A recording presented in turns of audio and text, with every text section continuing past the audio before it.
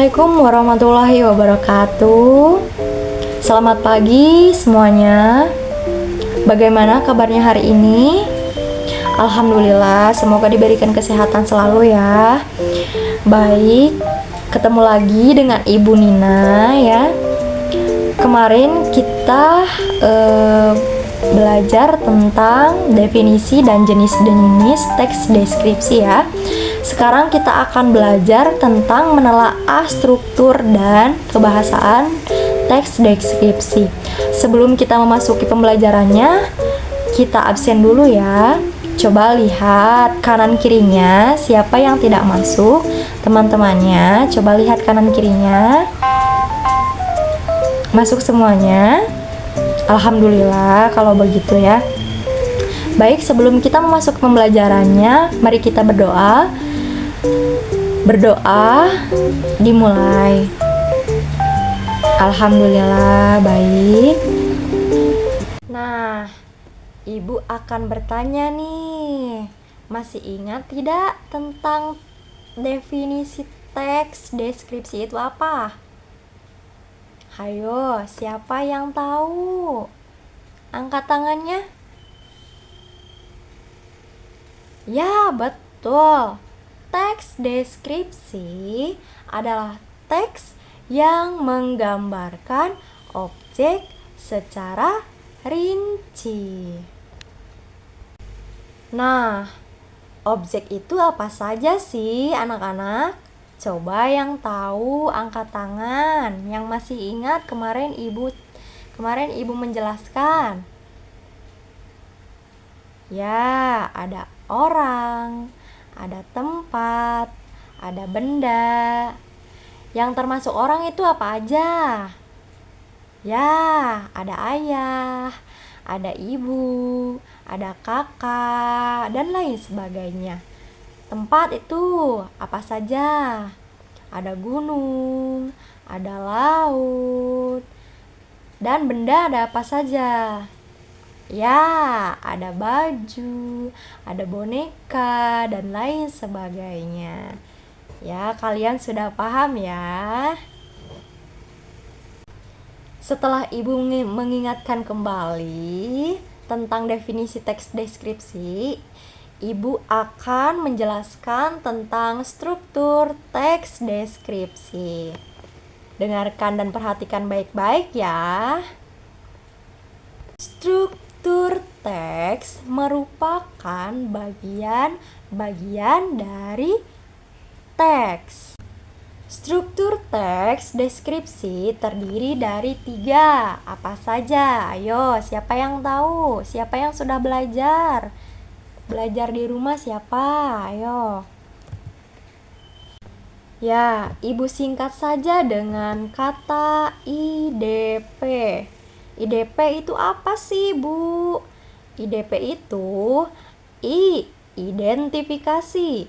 Identifikasi merupakan bagian yang menjelaskan definisi atau identitas objek. Nah, D yaitu deskripsi. Deskripsi merupakan bagian yang berisi gambaran terperinci dari objek. P. Penutup. Penutup merupakan bagian kesan umum atau pendapat dari penulis. Paham semuanya? Nah, Ibu akan mencontohkan ya agar kalian paham.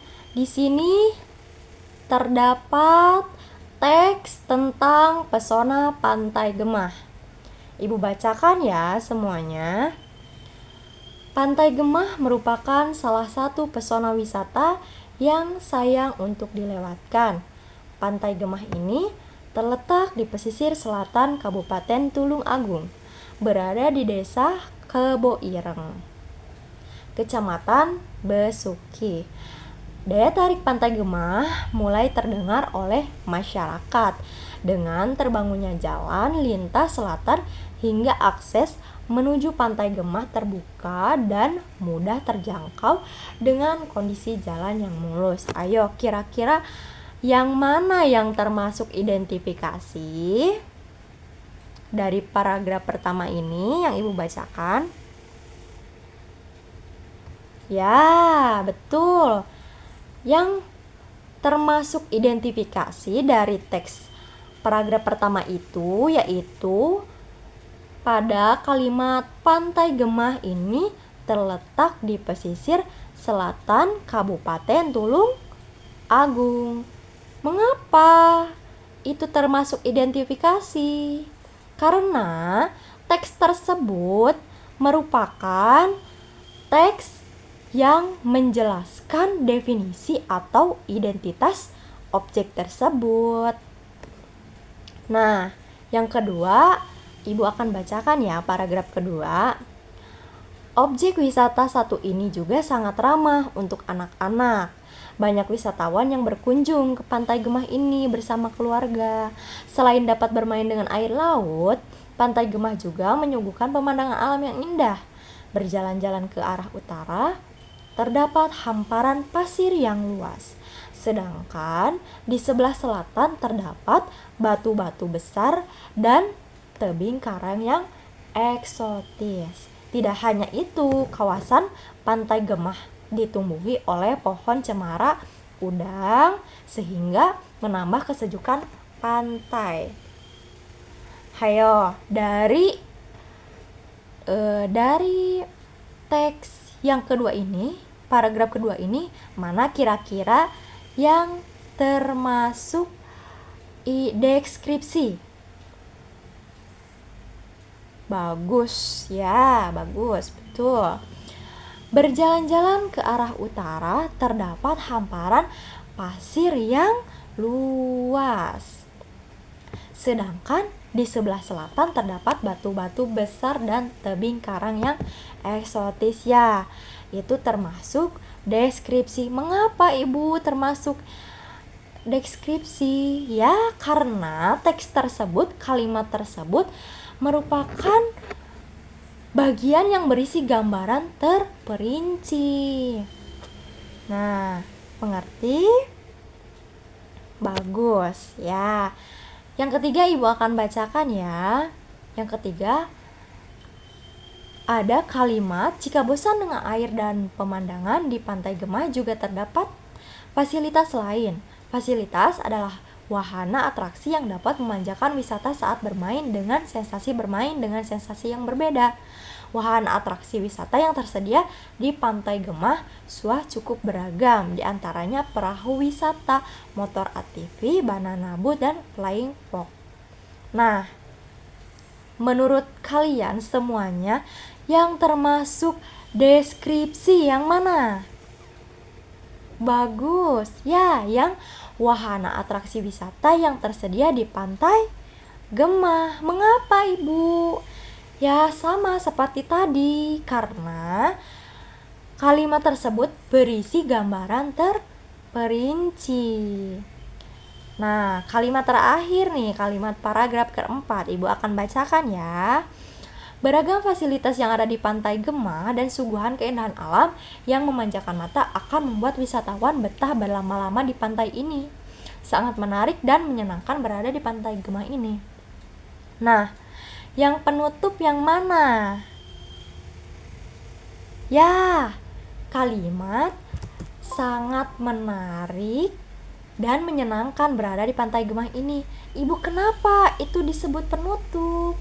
Karena kalimat tersebut berisi kesan umum atau pendapat dari si penulis. Nah, mengerti dari contoh teks tersebut? Bagus, ya. Nah, setelah Ibu menjelaskan tentang struktur teks deskripsi, Ibu akan menjelaskan tentang kebahasaan dalam teks. Apa nih kebahasaan dalam teks itu? Coba siapa yang tahu? Siapa yang sudah tahu? Ayo, angkat tangannya. Ya, Kebahasaan dalam teks merupakan kaidah bahasa atau aturan bahasa yang digunakan dalam suatu teks yang menjadi pembeda dengan teks lain. Nah, di dalam kebahasaan dalam teks itu ada beberapa penjelasan. Yang pertama itu ada kalimat berisi penjelasan terperinci. Ada dua. Apa saja sih, Bu? Ada kalimat utama dan kalimat penjelas. Kalimat utama itu kalimat yang menjadi ide pokok, ide dasar dalam mengembangkan sebuah paragraf. Dan kalimat penjelas itu kalimat yang menjelaskan atau uraian atau perincian atau kalimat utama. Ibu berikan contohnya nih ya. Perhatikan paragraf berikut ini. Kemegahan istana sudah terlihat ketika memasuki gerbang istana. Pada gerbang istana terdapat hiasan sepasang burung elang yang sedang menyambar. Selanjutnya, wisatawan akan disuguhi oleh taman indah di bagian halaman, sebuah taman yang menambah kemegahan istana Siak yang merupakan perpaduan arsitektur Melayu, Arab, dan Eropa. Kira-kira kalimat utama itu pada kalimat yang mana sih? Betul, pada kalimat kemegahan istana sudah terlihat ketika memasuki gerbang istana. Dan kalimat penjelas itu yang mana sih? Betul, kalimat penjelas itu yang pada gerbang istana terdapat hiasan sepasang burung elang yang sedang menyambar. Selanjutnya, wisatawan akan disuguhi oleh taman indah di bagian halaman. Sebuah taman yang menambah kemegahan istana Siak yang merupakan perpaduan arsitektur Melayu, Arab, dan Eropa. Ya, sudah paham ternyata ya. Selanjutnya, ada penggunaan kalimat yang menunjukkan gerakan panca indera. Ibu contohkan. Suasana di desaku begitu asri, hijau lepas, memandang. Kira-kira ini indera apa? Betul, indera penglihatan karena ada kata memandang. Yang kedua, bau makanan yang khas ini adalah masakan ibuku. Coba, ini indera apa ya? Betul, ini adalah indera penciuman. Dari apa? Kata bau ya, betul. Dan gemercik suara air hujan membelah keheningan malam ini. Coba, ini indera apa? Betul, indera pendengaran karena ada kata suara. Bagus. Kalian sudah paham ternyata ya. Selanjutnya menggunakan pilihan kata emosi. Apa sih kata emosi itu? Kata emosi adalah kata yang digunakan untuk menggambarkan atau mengekspresikan perasaan seseorang. Contohnya, wisatawan akan semakin takjub dengan keindahan pantai Gemah. Coba, mana yang termasuk kata emosi? Betul, takjub itu adalah kata emosi. Apalagi yang termasuk kata emosi? Ya, kagum, heran, kecewa, marah, dan lain-lain. Selanjutnya, ada penggunaan kata berimbuhan. Apa sih yang dimaksud imbuhan itu? Imbuhan itu adalah bunyi bahasa yang ditambahkan pada sebuah kata. Imbuhan bisa di awal, bisa di tengah, bisa di akhir, dan juga bisa gabungan awal atau akhir. Nah, ibu contohkan ya ada kata bermain. Bermain itu dari kata main diberikan imbuhan ber menjadi bermain. Ya. Ada juga kata serabut. Serabut itu berasal dari kata sabut. Kata awalnya nih ya, kata sabut. Diberikan sisipan R, jadi serabut. Terus ada kata temui. Temui itu berasal dari kata temu. Pertama awal kata itu temu dan diberikan akhiran i, jadi temui. Adapun juga kata pendidikan. Pendidikan itu kata awalnya yaitu dari kata didik. Digabungkan ditambah pen dan an menjadi pendidikan. Paham kan tentang kata berimbuhan? Bagus. Selanjutnya ada penggunaan kata bersinonim. Apa sih yang dimaksud sinonim itu? Sinonim itu adalah kata yang memiliki bentuk berbeda tetapi bermakna sama. Contohnya nih, Ibu contohkan ya. Ada kata indah sama dengan elok, kata panorama sama dengan pemandangan, kata melihat sama dengan memandang, dan lain sebagainya. Di sini juga ada penggunaan kata depan. Nah, kata depan atau preposisi itu adalah kata biasa terdapat di depan nomina atau kata benda. Kata depan meliputi di, ke, dari, pada. Nah, itu kata depan.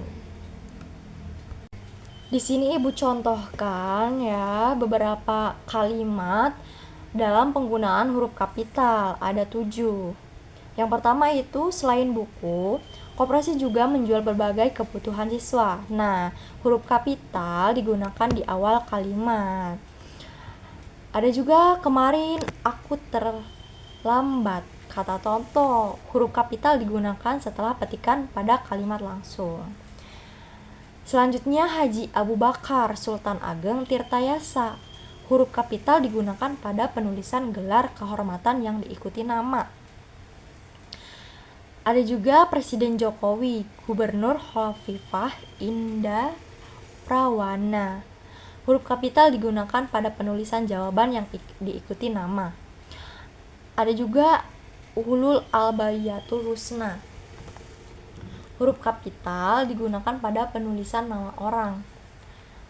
Dan juga Surabaya Blitar, huruf kapital digunakan pada penulisan daerah.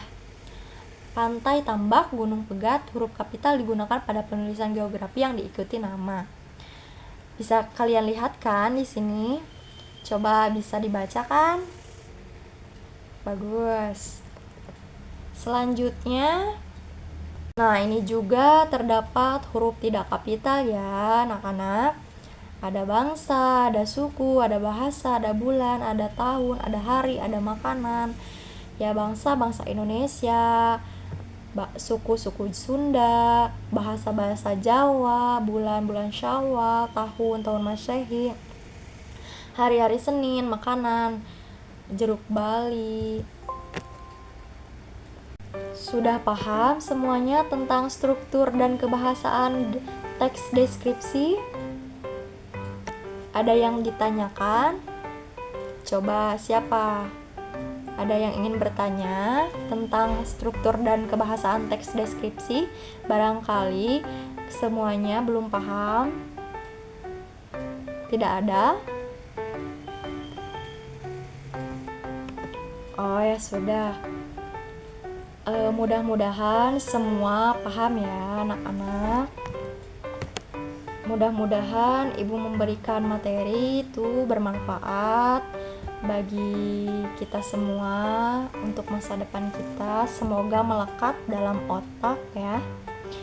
Semoga semuanya selalu diberikan kesehatan selalu ya. Mungkin itu saja pertemuan kali ini. Ibu akan lanjut minggu depan ya. Baik, kita akhiri pembelajaran kali ini dengan membaca hamdalah. Alhamdulillahirabbil alamin. Baik, mungkin itu saja yang Ibu sampaikan. Wassalamualaikum warahmatullahi wabarakatuh.